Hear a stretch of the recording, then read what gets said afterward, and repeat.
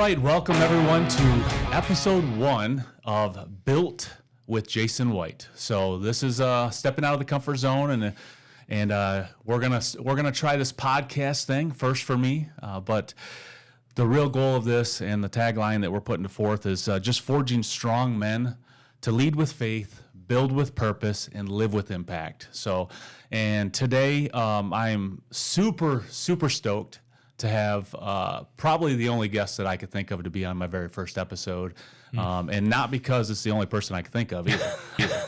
It's because he is worthy, and I feel like he's definitely the guy that I wanted on my first episode ever on the Built podcast with Jason White. So I'd like to welcome Mr. Todd Warda. Thanks, brother. What's going on, man? Thanks, Grant. I'm so proud of you, man. This is awesome. Thank you so much for coming on. So, first and foremost, I want to kind of do a little introduction of who you are.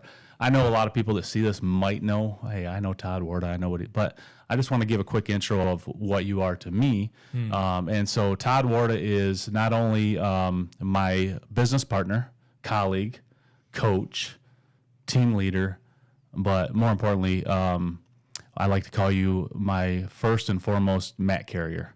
So mat carrier. And if you haven't heard me talk about the gentleman, the friends that carried the paralyzed man on the mat to see Jesus. Sure.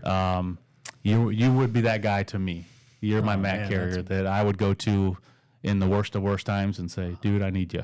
So that means a lot, man. I just want you to know that. But I appreciate that. That's to me. But to everybody else, you're also a husband, father of. Now you guys have 8. No, we have 6. 6 kids, yeah. And then they reproduce like bunnies because you have how many grandkids now? Number 15 and 16 are in the oven. Almost 16 grandkids. Yeah. My goodness. So, to you, what does that mean as far as being a grandfather to 16 grandchildren, or going soon to be 16 grandchildren? It's an honor. It's a responsibility, and it's definitely a second chance. Yeah, it's a second chance. I think God gives us opportunities and second chances, and I take it very seriously now. Yeah. So tell me a little more about that, if you're willing to open up about your second chance and what you mean by that. Yeah, I just I wasn't a very good husband the first time around, and we can go into that. Like, I would love it. Yeah, I think that a lot of people could benefit from share what without going too deep. Man, like off the gate, we're just going to get into it. I mean, we're going raw. We're going into it. If we can help people, that's a thing. I mean, I think that as men, we're just not taught. We're not taught how to handle emotions well, especially women's emotions. We are tempted in every way, shape, or form. Yeah. Success can get to our head very quickly, and we're also a product of the parent, our earthly parents, right? So if you don't have and I did not have a godly wisdom example in my life, none of them. Right. It was all feelings, all emotions, and all worldly power and responsibility. So as successful as you can be in life, money, cars, the pool house, everything, it didn't fulfill you, so you look elsewhere. Yeah. And did you find that the things that you were taught on how to be a man maybe weren't the correct things, or maybe they were misguided on what a man really is? Correct. Yes. And if there's one thing I always would say, and I say to people, like, man, if I could do it all over again, like everybody says, it wouldn't be like I would take away the mistake that I did or mistakes, or I would bring my kids to church. Yeah. I would raise them in the church. I would find godly men around me to sharpen me and call me out. And you're going to hear this a lot in the next Build to Lead, but I mean, when's the last time you were smacked in the mouth? Like physically? Or? Yes. When's the last time you were smacked in the mouth? It's been a while.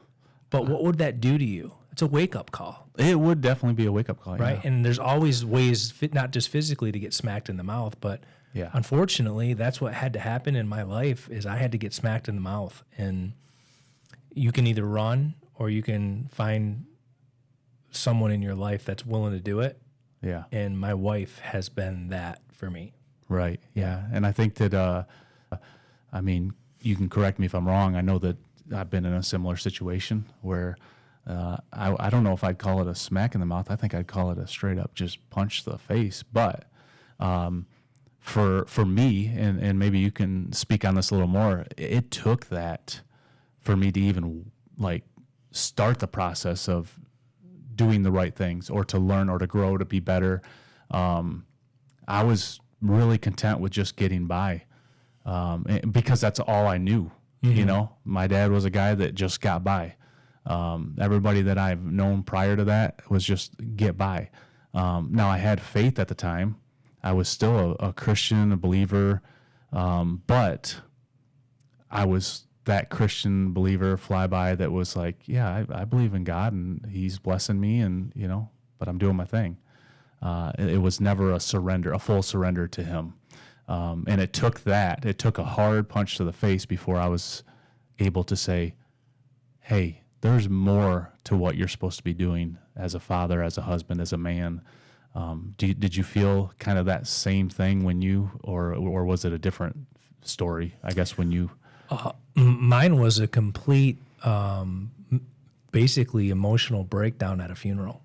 I got hit by the Holy Spirit, and I didn't even know what the Holy Spirit was. Yeah. Like, I couldn't even explain what was happening to me. I was crying so hard over a song that I thought was just a song.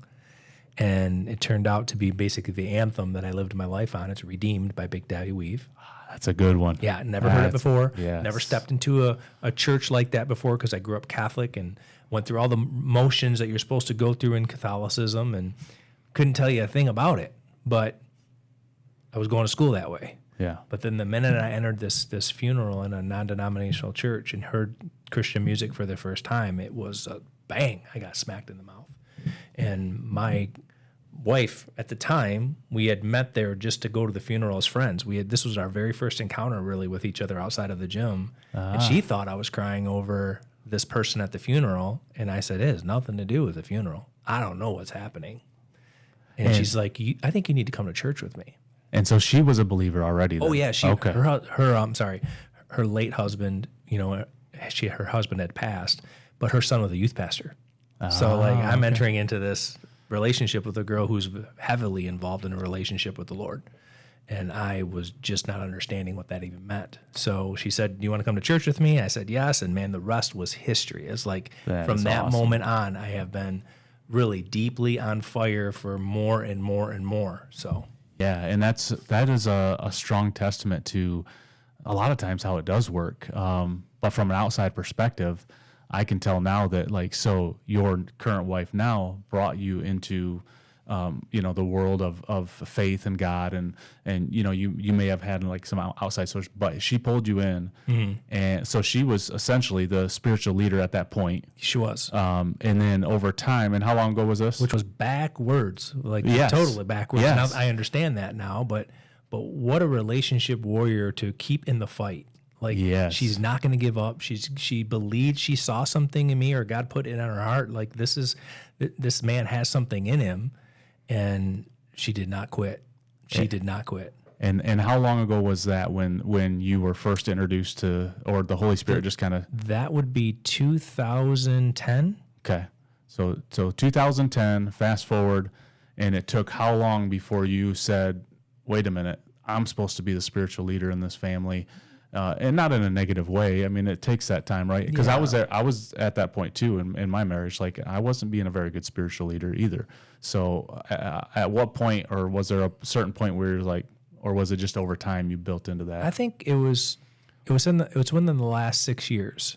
Okay. I would say really diving deep into more of the Bible, of course. And I went through a long process of a program called Elijah House. Yes. Inner healing, and that's how I started the coaching business and all that. But it's never that you're not there. You're like, oh yeah, I'm here. No.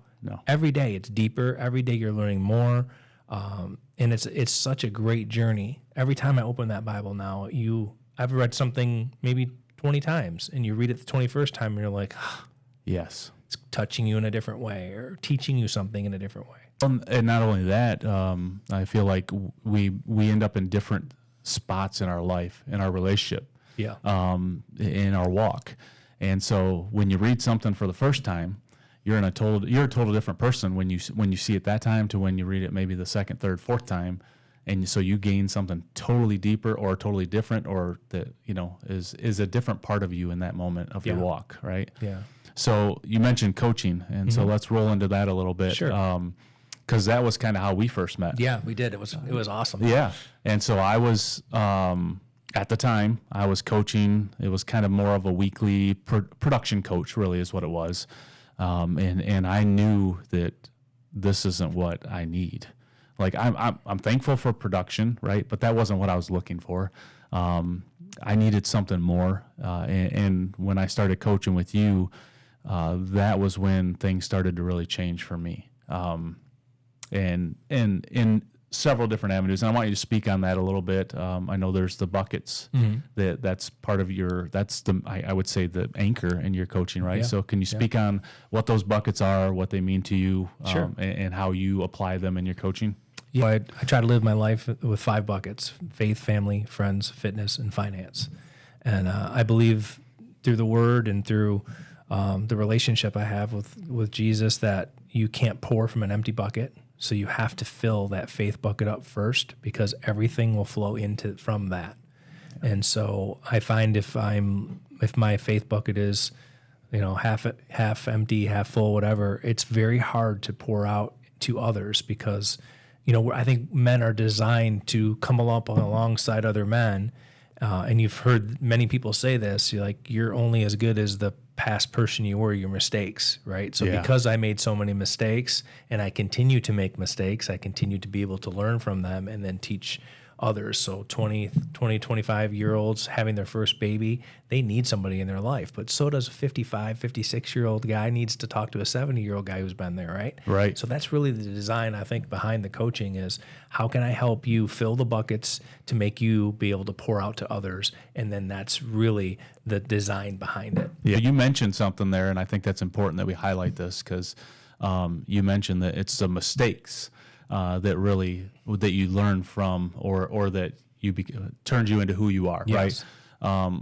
But there's more to just making the mistakes, right? So what part of the mistakes, or what is through your coaching, what have you seen is the best way to take those mistakes and turn them around and actually grow from them? And I know you've worked with people in all different industries, so yeah, for sure. What have you seen through your coaching?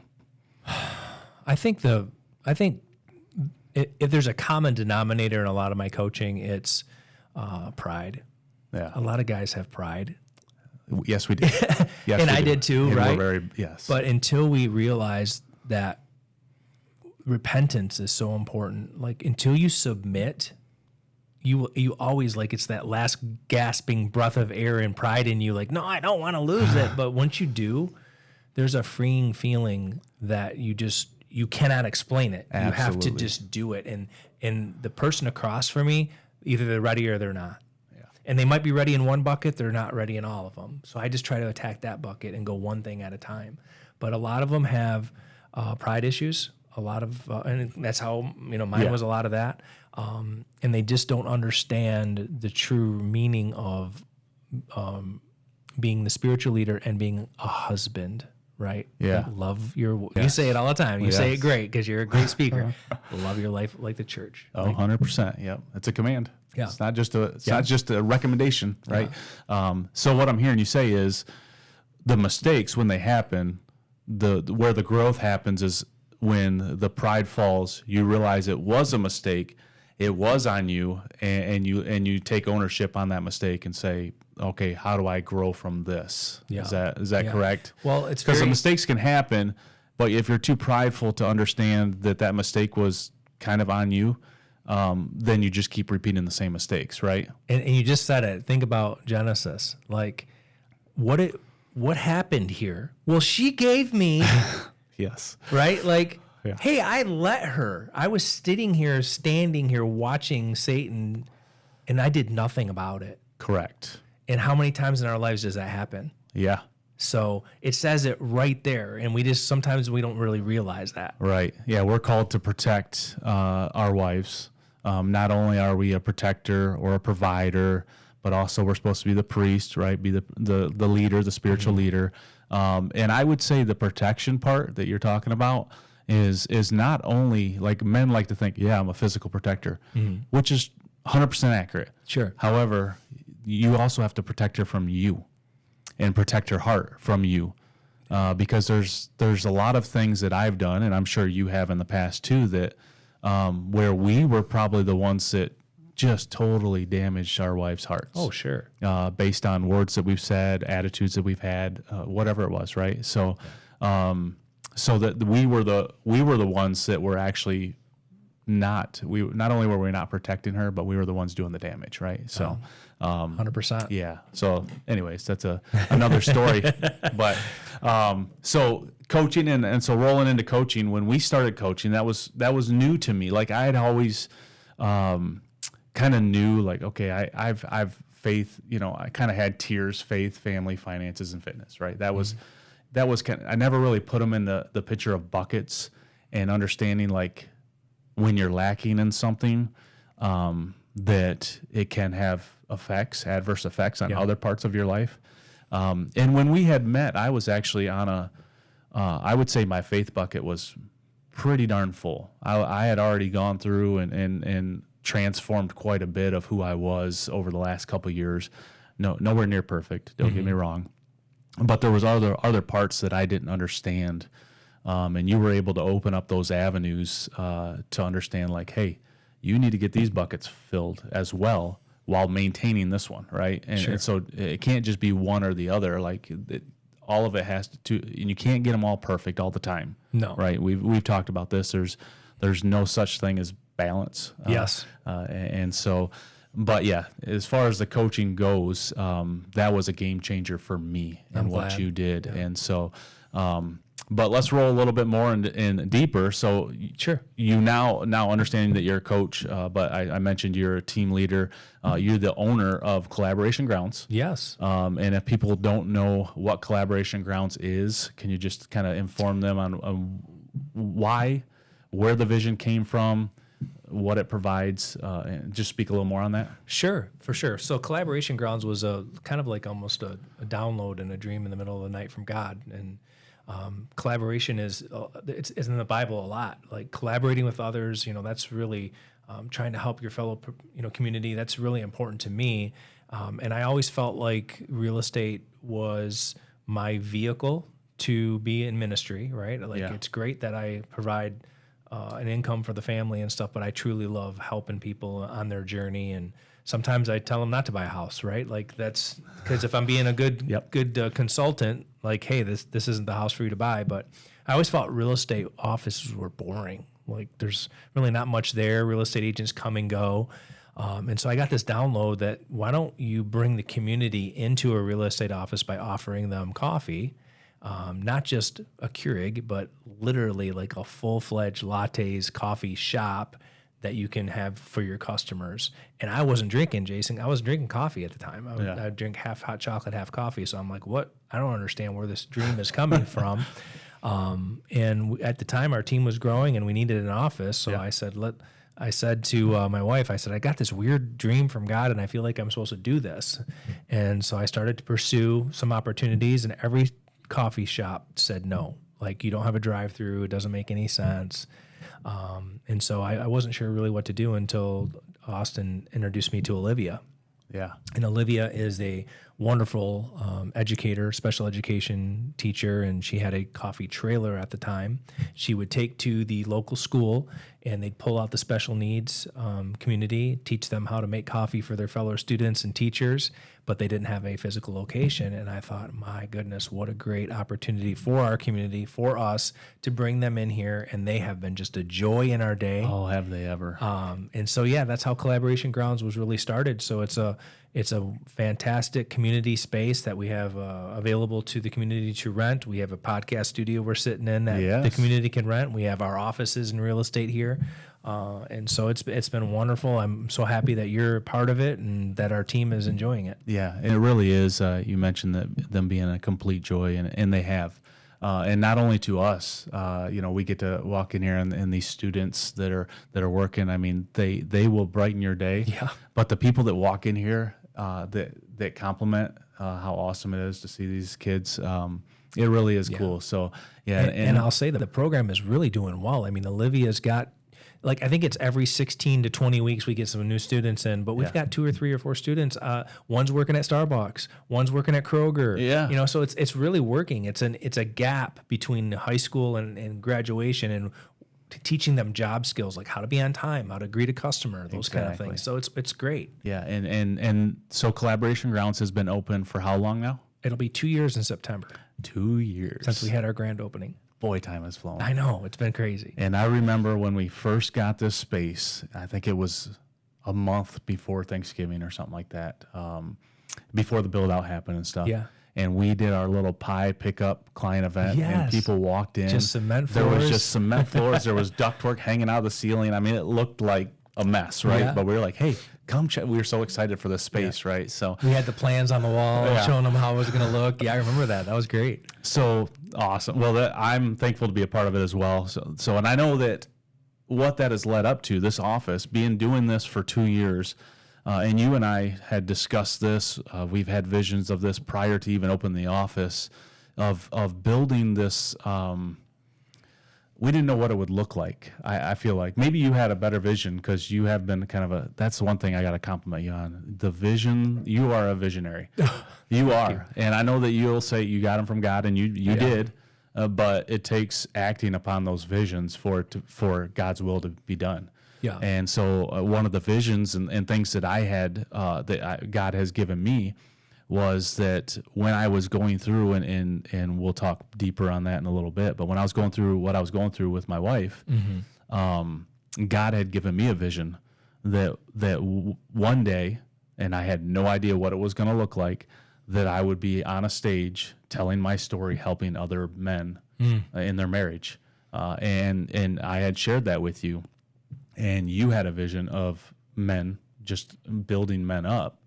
And so let's roll into how that vision came about, what it looks like, and we'll talk a little bit about built to lead. Yeah, that sounds great. So I have a huge heart and passion for helping men, probably because I was literally changed in one weekend at a conference.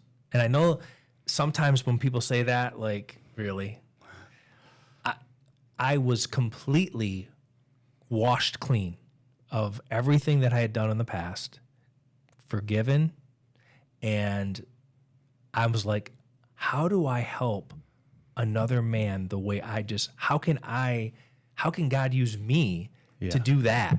Exactly. And so I always thought, man, someday I want to have some sort of conference like that. And we had talked about it with Justin and talked about it, and I was like, I am just going to do it. Yeah.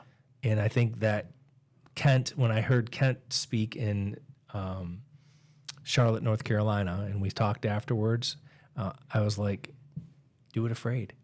His whole message is do it afraid. So no, I didn't have the finances, and I didn't know what it would look like. But then God started to open up all the doors. Jacob Brown said, yeah, I'll do it, and I'll do it, and I'll donate my time. And then UWM said, we'll give you the facility. So I'm like, confirmation after confirmation after confirmation to keep moving forward. But it's just brute, like, try it. Yeah. And now look at it's doing. I know, and I remember you coming to me. And you said, we're going to do this, because we had been talking about it, and I was on board. Like, I was behind the scenes, like, yes, what can I do? We were doing conference calls. We were kind of like working, trying to figure out what this looked like. And you came to me and you said, hey, I want you to speak. And I was like, oh, I don't know about that. Yeah. So, because can we go a little deeper on that? We can. Like, shine the light on you a little bit. Okay, all right. Like that's one of the most successful things that I am so glad God used me for, because for a year, how much did you weigh? I was up to 236 pounds. And would you say you were loving life, or you were in the valley? I would say that I was in the valley. There was a lot of stress in my life. A lot of struggle. Yeah, a lot of struggle. I was looking at the wrong things. Yeah. Yeah. And so this kind of injection in your arm of Built to Lead with, I'm going to speak, I'm going to share my story. What did that do for you?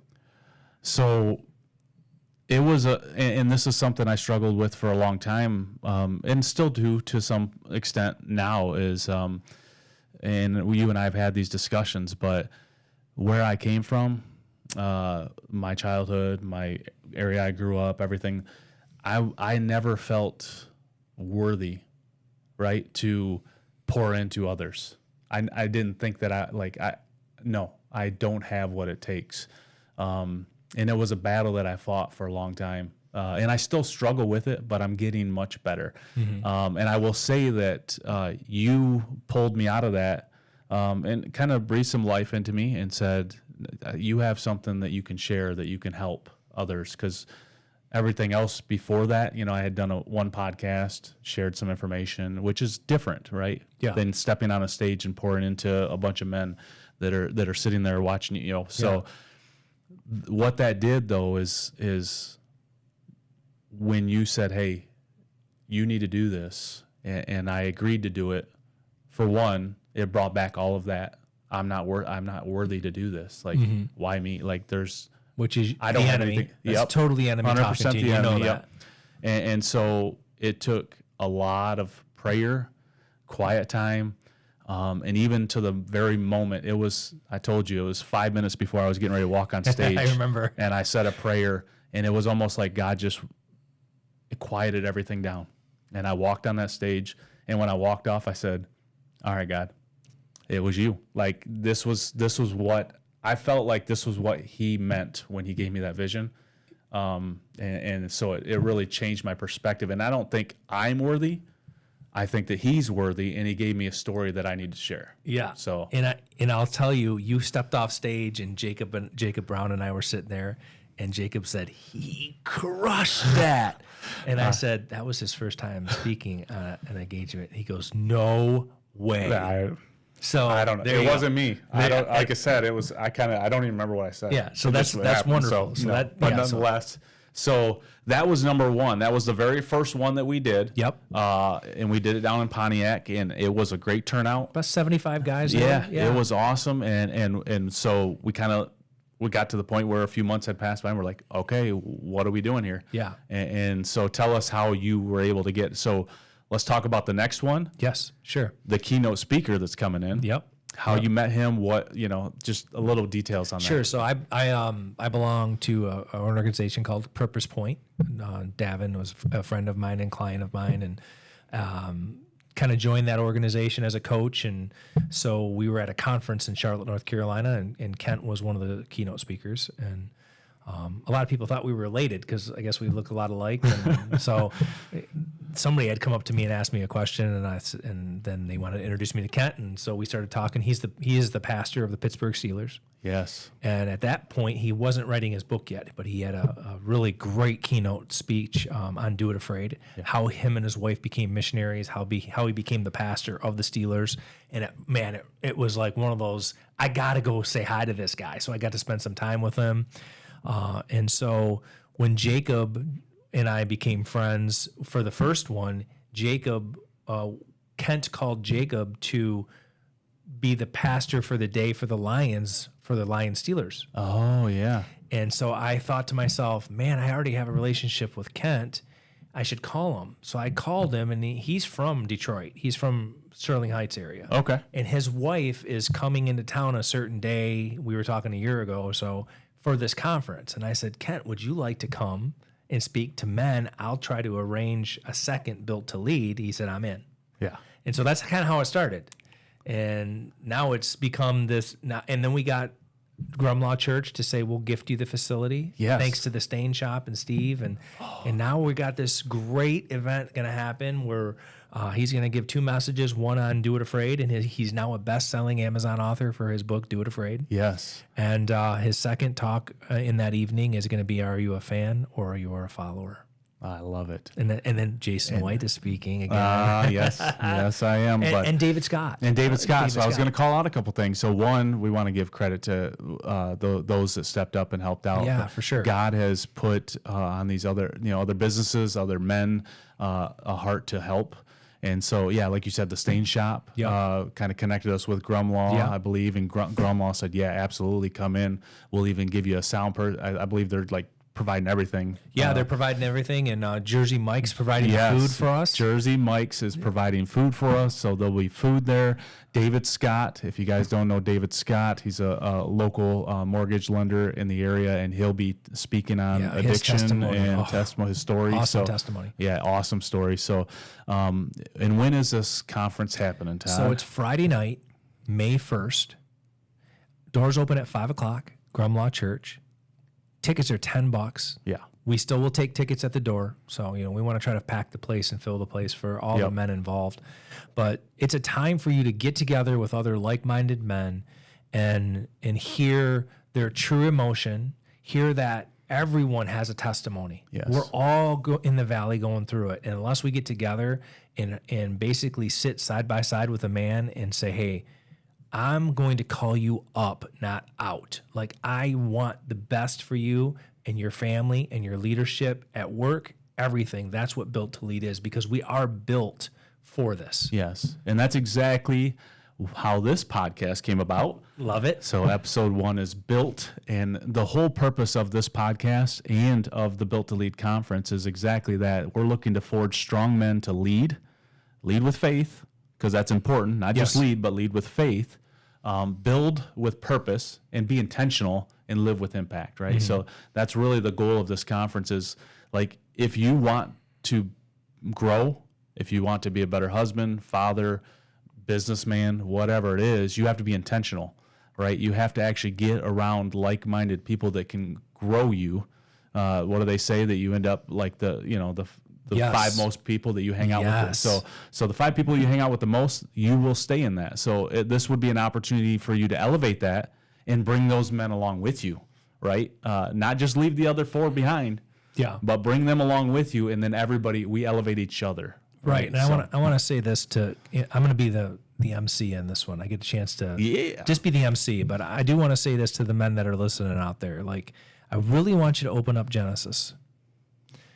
And when the enemy first talks and the man hides from God, and God says, where are you? He doesn't ask where she is. He said, where are you? Yeah. Where are you? Why are you hiding at home? Friday night, change does not happen in isolation. Correct. Get up, get around other men, and show up. Amen. That's the biggest thing. If you don't show up, you're not going to change. Yeah. And you never know. You are one conversation away from someone that's going to change your life. I believe that. Yeah. Look at one conversation with Kent, and now we have a conference. Yeah. If I didn't go to that conference, you know what I mean? Yep. So show up. Yeah, exactly. Really, show up. No excuses. And they can get their tickets right at Built to Lead. BuiltToLeadConference.com. Yep. And we'll put the link underneath on this pod. So in the comments, you'll see the link in the description. And honestly, we also have philanthropy stuff. If you guys are struggling, you can't even afford $10, I don't care. Come. Yep. We'll get if you it's in. that important to you, we'll get you in. We'll get you in. Awesome.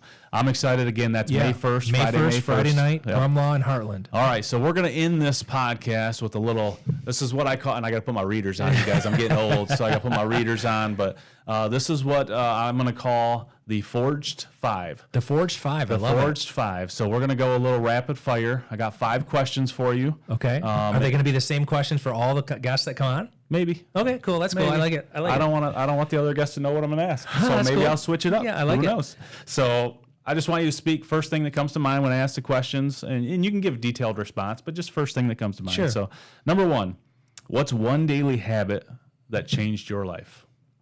Absolute morning routine with the Lord. Absolutely. Yeah, I agree 100% with that. That's mine too. So yeah, absolutely. Number 2, what book, podcast, or person has impacted you the most? Other than the Bible? Other than the Bible. We know the Bible. Yeah, the Bible's that it's like Michael Jordan, right? That's the great. Outside of the Bible. I was going to say because that is yes. the one. Wow, I feel like I feel like I'm a John Gordon fan. I really like his books. They all have meaning in some way. Like there's The Carpenter, The Energy Bus. Those are great books. And then The Comfort Crisis is a really good book. Comfort Crisis. Yeah, it's I a have really not good read that. book. It's having one of the things we did mention the grandkids, but we're in a comfort crisis. These kids today, man, 72 degrees and sunny, and don't get me uncomfortable, right? And it talks a lot about that as parents and as men. Are we feeding into that comfort crisis, or are we getting them outside their comfort zone for growth? Right. And I think even that for me, like, how am I getting uncomfortable on a daily basis to help me grow? Because it's so nice to be comfortable, and I can go all into the farming and the chickens and the things I don't want to do, but they're making me so much better as a husband, as a man. So Yes, agree with that 100%. So, what's one piece of advice every man needs to hear today?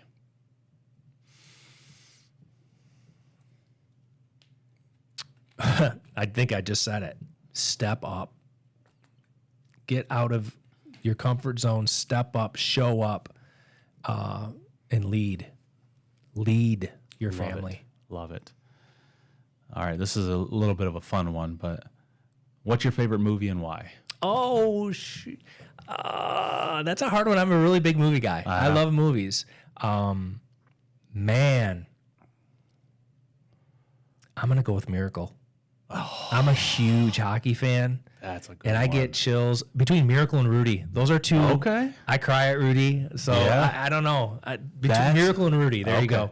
All right. So, and the why is just the story behind it. Yeah, like just 17-year-old kids that are going up against the best professional athletes in the world. Yeah.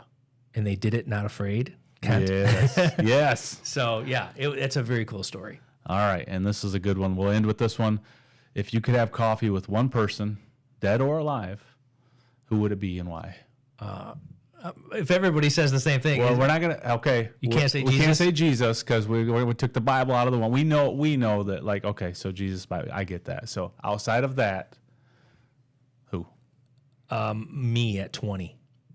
Oh. And I'll smack you in the mouth and say, hey, you idiot. That is good. Go to church right now. Okay, I got to tell you something. That's strong. I've heard this question a lot on podcasts that I've listened to on people that, and I've never heard that response. Yeah, it's that important to me. That is good. Like, you idiot. Oh man, You're about to make some mistakes that I wouldn't change. I mean, I have the most amazing life, but I would smack myself in the mouth and say, go to church, because it's going to change your life. Do you think your 20-year-old self would have listened? Probably not. Probably, exactly. Probably not. I was thinking the same thing. I wouldn't have listened. I still would do it. Yeah, exactly. It took us getting to a certain point, right? Yeah. So awesome. Well, I want to thank you so much, this Mr. is Todd awesome, Warda, for coming on my very first episode. Dude, this is gonna be so Built good with Jason White. Yeah, I hope your audience grows, man. You got a lot. You've got a lot of stuff in you. And can I just say, you look awesome, dude. You look great. Oh, well, thank you. Tell everybody how much have you lost? Oh, well, it's been so. I think I'm at like 43 pounds. 43 pounds, man. 40, but it's been over about a year journey or so, but still that's, and I'm right at where I want to be now. Just kind of maintain, and now I just got to add some muscle. I'm interested to see how your golf game changes because of that. Your swing and everything. It won't matter. I've tried new clubs. I've tried. It doesn't work. It's just the same old golf game. So. That's awesome. Thank you for having me on. Thank you I for really coming appreciate on. And again, just ended. We are here to forge strong men, to lead with faith, to build with purpose, and to live with impact. So thank you. Bye, guys. God bless.